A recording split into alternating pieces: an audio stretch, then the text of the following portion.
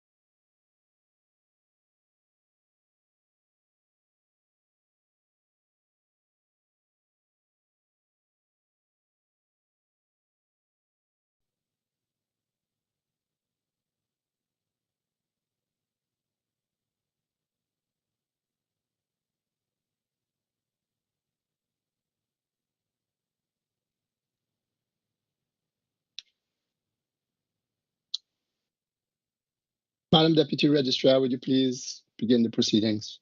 Thank you, President Saunders. Caribbean Court of Justice, appellate jurisdiction on appeal from the Court of Appeal of the Eastern Caribbean Supreme Court, Dominica. Judgment delivery in CCJ application DMA-CV number 2 of 2021 between Glenroy, Cuffy and others and Melissa Skerrit and others. The members of this afternoon's delivery panel are Mr. Justice Saunders, President and the presiding judge. Good afternoon, everyone. Madam Justice Rajnatali. Good afternoon, everyone. And Mr. Justice Jamada. Good afternoon to everyone. May we have the appearances, please? Thank you.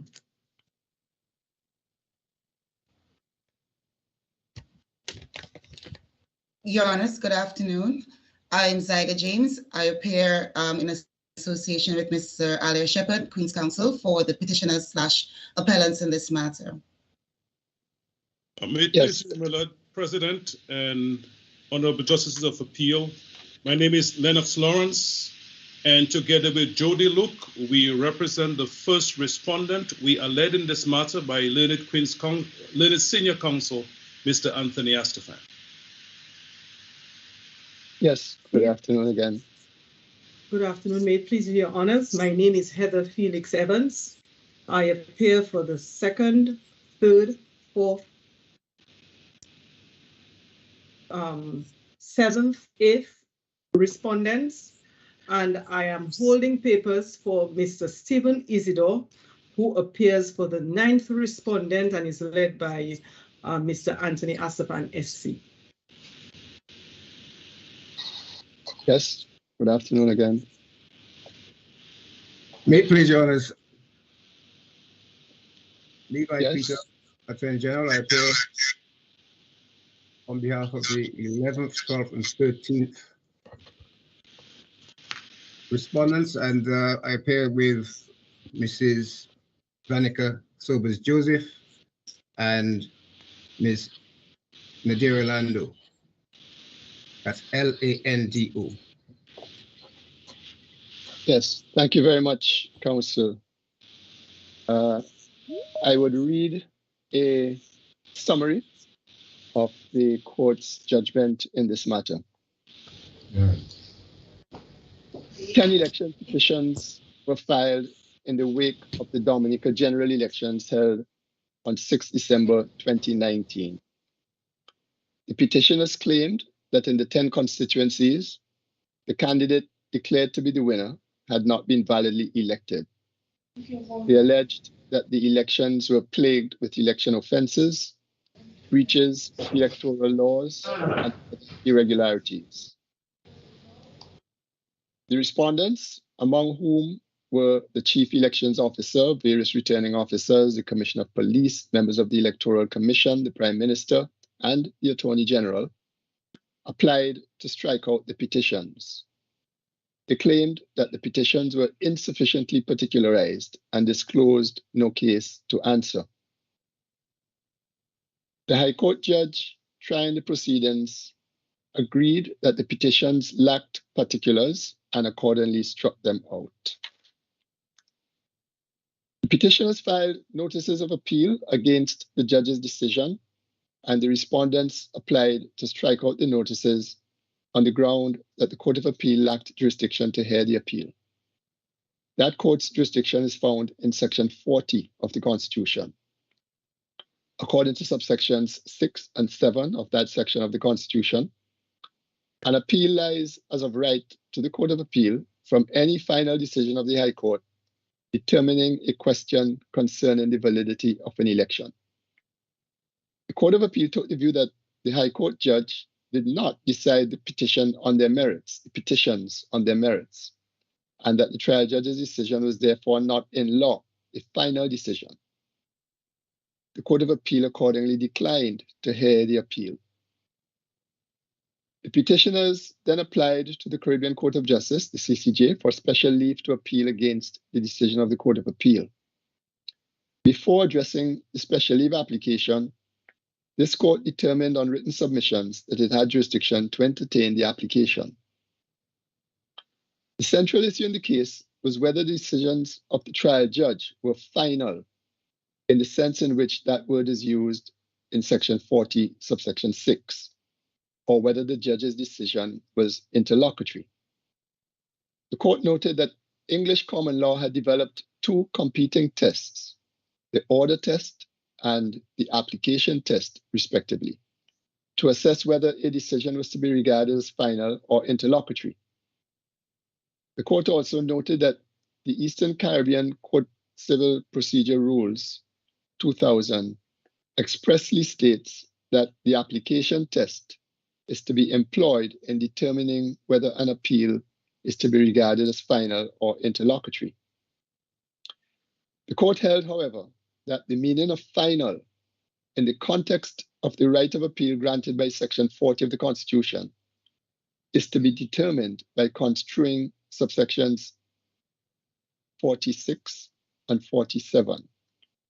This exercise would involve, among other things, an examination of the meaning, the aim, the history of the constitutional provisions. One needed to look to the rationale for and the context in which the Constitution deprived the litigant of the right to appeal all but a final determination of the question as to whether any person had been validly elected as a representative or senator, as the case may be. The court noted the wealth of jurisprudence which asserted that disputed election proceedings were to be determined expeditiously so that the legitimacy of a government did not remain in question for a prolonged period. The constitutional provisions reflect a policy to have election petitions fully determined as quickly as possible. It is a policy that rests on the presumed competence of professional judges who are by no means infallible. The court found that the petitions before the judge were not determined on their merits. They were determined at an intermediate stage of the proceedings, before the taking of evidence, and before the judge rendered any determination on the question whether any person was or was not validly elected as a representative. Accordingly, the orders made by the High Court judge were interlocutory. The court disagreed with the petitioner's argument that their appeal should be heard in light of the importance of the petitions. The court went on to note, however, that the Constitution did afford to every person in Dominica the fundamental right to a fair hearing within a reasonable time by an independent and impartial tribunal. A very high value is to be placed on that fundamental right. And therefore, if a petitioner complains in the hearing of an interlocutory aspect of their petition that their right to a fair hearing was contravened, the Court of Appeals should assume jurisdiction to hear that complaint. That exercise of jurisdiction by the Court of Appeal does not conflict with the provisions of Section 40. Instead, it demonstrates compliance with the constitutional provision which guarantees access to the courts to safeguard a fundamental right. The petitioners here did attempt to advance the view that they were deprived of the right to a fair hearing, but this argument was rejected. The court found that the petitioners were afforded by the judge a fair and reasonable opportunity to be heard.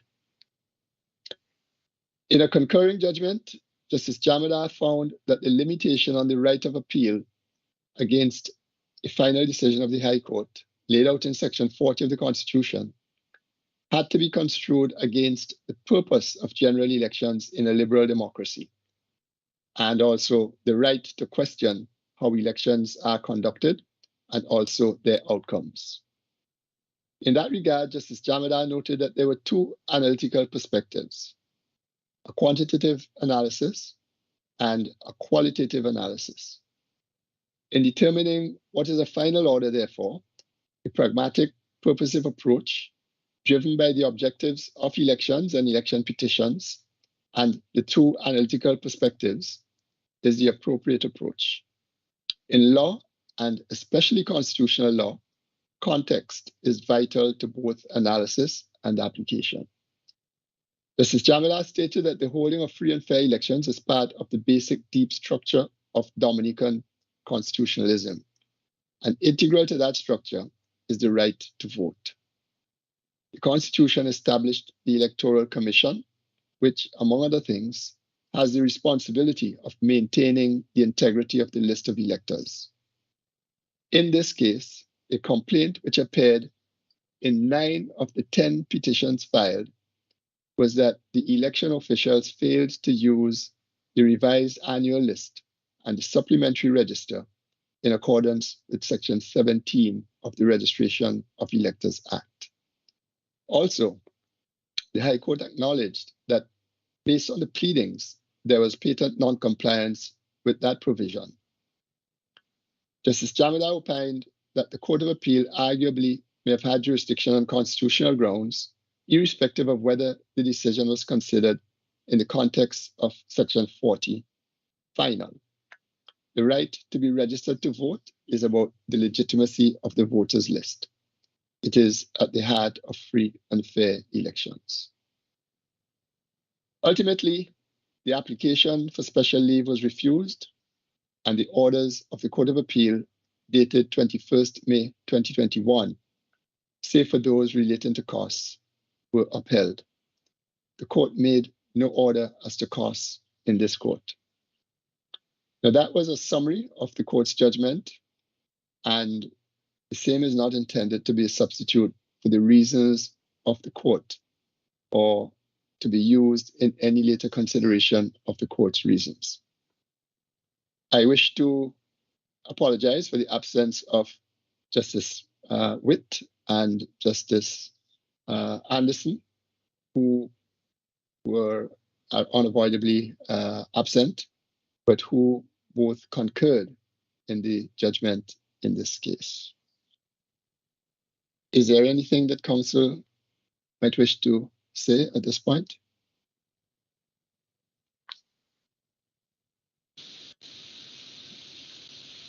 Mr. President, we would just like to thank you on behalf of the petitioners and yourself and your honors for the decision this afternoon, and we thank you for the court's guidance. Thank you very much.